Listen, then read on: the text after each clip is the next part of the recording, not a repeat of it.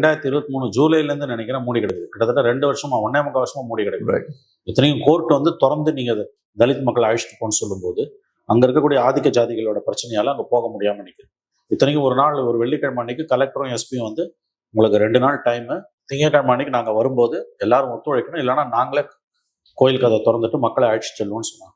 நம்பிக்கையோட இந்த தலித் மக்கள் திங்கட்கிழமை வரும்போது கோயிலை இழுத்து சீல் வச்சுட்டாங்க. நீதிமன்றம் திறக்க சொல்லி சிங்கிள் ஜட்ஜ் ஆர்டர் போட்டா அப்பீலுக்கு கோர்ட்டுக்கு போறாங்க. இப்படி ஒரு மோசமான அரசு இது வரைக்கும் தமிழக வரலாறுல இருந்ததே கிடையாது. ஆனா பேச்சு மட்டும் பாத்தீங்கன்னா வந்து வானத்தையே வில்லா வளைக்கிற மாதிரி பேசுவாங்க. இந்த சும்மா நாம்கியாவாஸ் பேசி என்ன இப்ப விடுதலை சிறுத்தைகளை கேட்டீங்கன்னா நாங்க போராடுறோம் அப்படின்னு ஒரு லிஸ்ட் கொடுப்பாங்க. எத்தனை போராட்டம் நடத்தணும், எத்தனை கேஸ் போட்டோம். நடைமுறை என்ன சார்? நடைமுறை என்ன? என்டிகே பண்ண வேலையை அவங்க பண்ணிருக்கலாமே. அவங்க பண்ணும்ல. ஆலையினுடைய போராட்டத்தை திரும்ப தான் அனௌன்ஸ் பண்ணிருக்கணும். சீமான் அனௌன்ஸ் பண்றாருல. திமுக கொடுக்குற 2 சீட்டு 4 சீட்டுக்கு வந்து நீங்க அதை மனசுல வச்சுக்கிட்டு இந்த போராட்டங்களை கையில் எடுக்க மறுக்கிறீங்க. சொன்னா உங்களுக்கு கோவம் மட்டும் வரும். நிச்சயமா எங்கெல்லாம் தலித் மக்களுக்கான உரிமை மறுக்கப்படுதோ அங்க வந்து ஆலய நுழைவு போராட்டத்தை சீமான் அறிவிக்கணும், என்ன கேட்டா திரும்பவும் அறிவிக்கணும். ஏன்னா சட்டம் அதுக்கு அவங்க பக்கம் தான் நிக்குது. அப்பட்டமான ஒரு சட்ட விதிமுறையில ஸ்டாலின் கவர்மெண்ட் ஈடுபட்டு இருக்குது. அதனாலதான் 20 மாசம் அது மூடி கிடக்கு. இது அரசுக்கு அவலம் இல்லையா? வெட்கக்கேடு இல்லையா?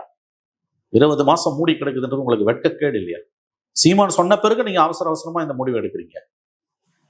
இவ்வளவு நாள் ஏன் மூடி கிடந்தது? அதுக்கு பதில் சொல்லுங்க. ஒரு வாரத்துல திறப்புன்றது அளவுகள் கிடையாது. 20 மாசம் மூடி கிடந்ததுல இது வெட்கக்கேடு இல்லையா உங்களுக்கு? பார்லிமெண்ட் எலெக்ஷன் வந்து முடிஞ்சு போச்சு.